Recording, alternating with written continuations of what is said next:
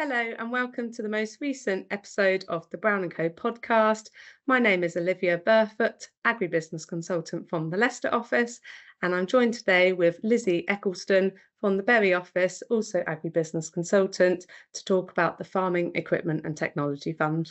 So Lizzie, could you give us a bit of information on the grant that's currently out? Yeah, so the Farming Equipment and Technology Fund is available to farmers, growers, foresters, and contractors in England to invest in equipment and technology. It's all aimed around three main themes. So that's improving productivity, slurry management, and improving animal health and welfare. The grant is now open and it closes around midday on the 10th of July.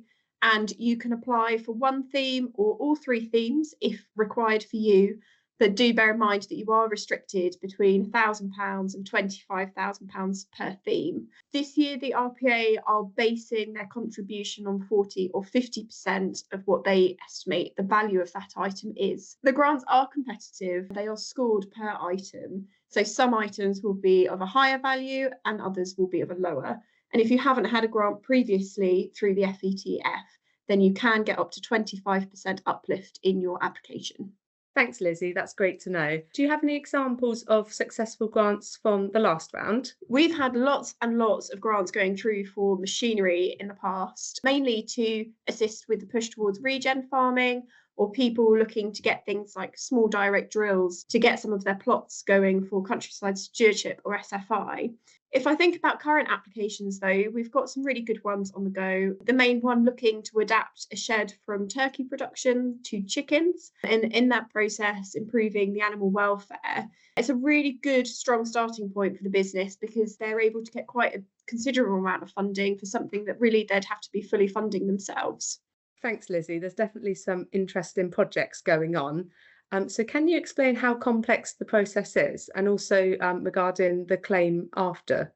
Yeah, so the initial step really is deciding which items you want to apply for and ensuring that you can meet the specification for each item.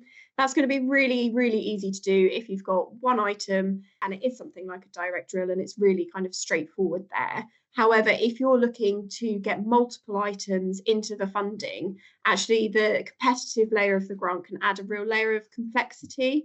So, for example, if you've got a really long shopping list and you're capped at £25,000, it's really worthwhile to take the time to work out the most tactical items that you can group together to ensure that you've got a really competitive application, as well as making sure you've got the best return for the funding. The actual application online is actually quite straightforward, but a little eye for detail and a bit of experience can really help with the claim, as actually they are after some very specific things in your invoicing and layout. Perfect. That's great to know. And what happens if the items are out of stock by the claim deadline for the client? So the scheme doesn't allow you to buy anything prior to the grant being offered to you. So things kind of going out of stock are quite concerned. You are able to put in a refundable deposit if your supplier is also happy to do that with you. But it does come with a bit of a health warning because the process for doing that is quite complicated. The deposit can't have been made prior to the 7th of May and can't be more than 50% of the item cost. And then whoever you're buying from needs to be very clear on your invoice to demonstrate that you've had a deposit and where that final payment has gone in as well. And do you know if you can change your mind if you order several items and then you don't actually want one that you initially applied for? So you're allowed to do one application. So it's expected that all the items that you put into that application are then going to be claimed for. Once you've pressed submit online, you're not able to make any changes later down the line. And because of the competitive element, when you're then removing an odd item, you then alter your scoring. So the RPA have said they will discuss on individual cases when it comes to the claim if you don't want to take something on.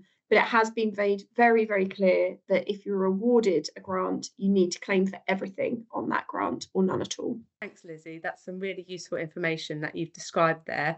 If you have any other further queries, please do not hesitate to contact your local office.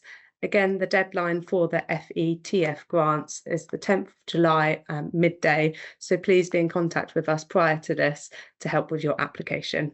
Thank you.